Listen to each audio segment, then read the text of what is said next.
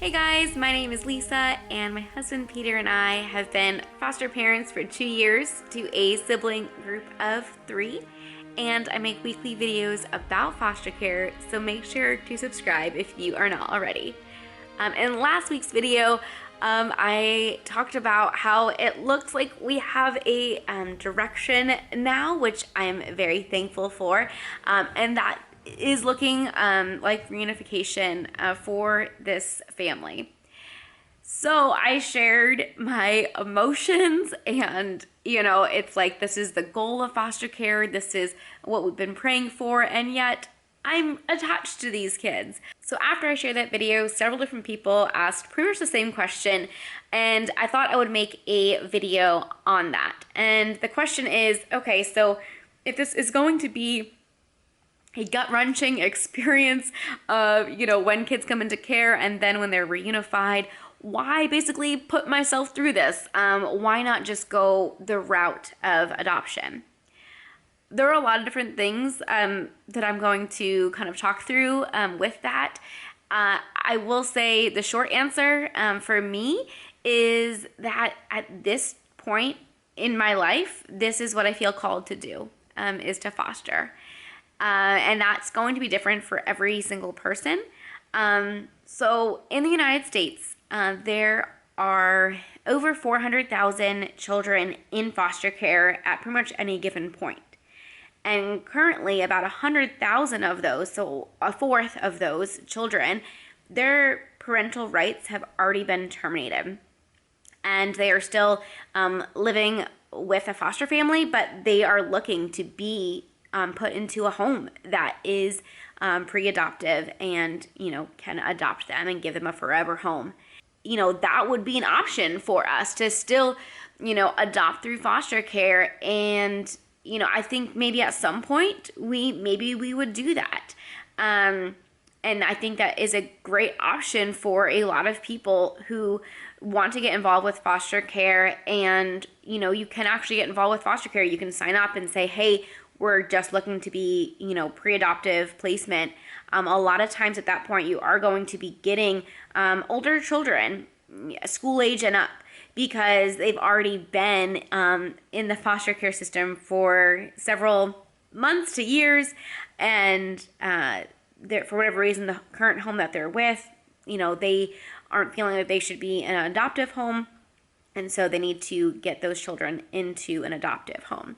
And I totally used to think, oh man, I could never do that. Like, I can't imagine, if a child is with you as a foster parent, like, why wouldn't you just, adopt them if that's where the case plan led?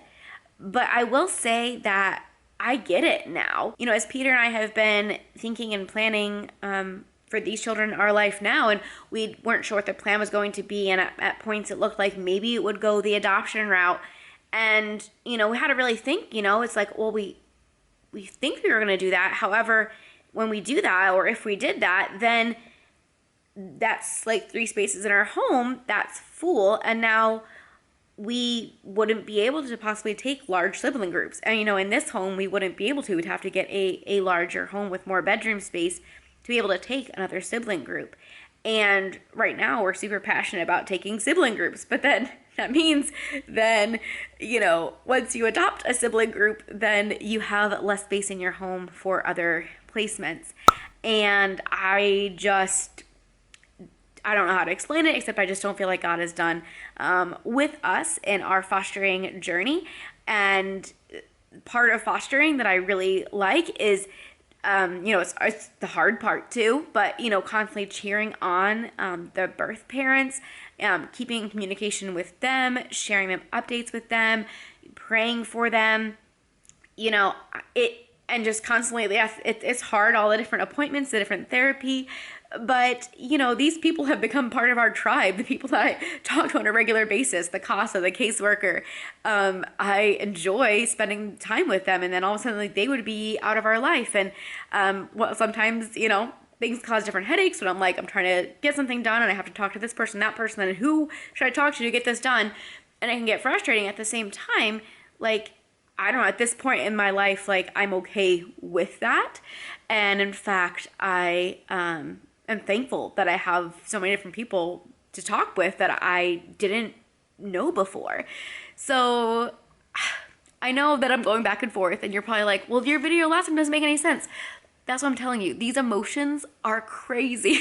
They're just woo, woo, up and down. And I think at some point, like, adoption would be an option, you know, for us. Like, maybe we would seek out a child whose rights have already been terminated and they need a forever home. But at this point, the process and just like getting a child, you know, and then just going with that child and praying for whatever outcome is, that it is going to be good for that child. That's what I want to keep on doing. And I also, a couple people asked this question. So obviously, like, these kids have been in our life for 2 years, and I am the day-to-day person with them, me and my husband, and doing all the things. And so whenever reunification does come, like I said, it should be, you know, several months, because there's a whole process of like stepping down the visits and then doing overnight visits and so on. So when, you know, whenever that point, you know, comes and reunification happens, I'm going to need a couple of weeks, maybe months of break. I've already, you know, thought about, okay, what might I do during that time? I want to connect with friends and family that I haven't like seen or haven't really had time to, you know, connect with as much. So, you know, that's a plan. And I'm going to have to take a couple of weeks just to grieve, because bringing another child in while I'm like a mess isn't going to be good for another child. So it definitely would take some time to just grieve. I don't know what time period that would be. And I also don't think that it's going to be like, well, I need to completely grieve them before I accept another placement, because I don't think their grief will ever be like completely gone. Because I love these kids. And at the same time, like, their parents love them and they love their parents. And like, and I think about God, and I think about how he gives people second chances and third chances and fourth chances and fifth chances and all those things. So being a foster parent has really grown my faith in God and has caused me to be so thankful that God, he accepts us when we mess up. And I know it's easy for us to get on, as foster parents collectively, to get on the birth families and be like, oh my goodness, I can't believe they did that, they did this. And yet when you see that parent turn from what they're doing and make progress, like, how encouraging is that? And that is what we're praying for that redemption story, and for this family to be reunified. And so to get a front like seat to that is pretty incredible. Is it gut-wrenching? Is it hard? Oh yeah. Would it be way easier if I just said, I'm done, peace out, this is it, one and done, I'm not doing this again? Yeah, that would be easier. However, I feel called to this. Every foster family is going to have a different story on why they foster, but people have asked why I foster, and that currently is my answer. Instead of just going, you know, an adoption route where there be still lots of emotions there? Oh yeah. Would they be different? Yeah. And would you have like a final answer and then you'd be like, done? Yeah, but like, you know, there's still trauma. Like, adoption already is going to be, you know, trauma. So you're still going to have to deal with a lot of, you know, behaviors and things from the kids. So it's not like that's easier per se. It's just, it's different. Yeah, there's always trauma, even if a child is adopted from an infant age. So is it easier? I don't know. I haven't done the other one, so I couldn't say. But I would just say at this point, that's what we feel called to do. And so that is what we're doing. So I hope that helps clear things up. I feel like I could keep talking, but I will end it there. If there are any other topics or questions you have that you'd like me to make a video on, please leave it below in the comments. And I will see you in the next video. Bye, guys.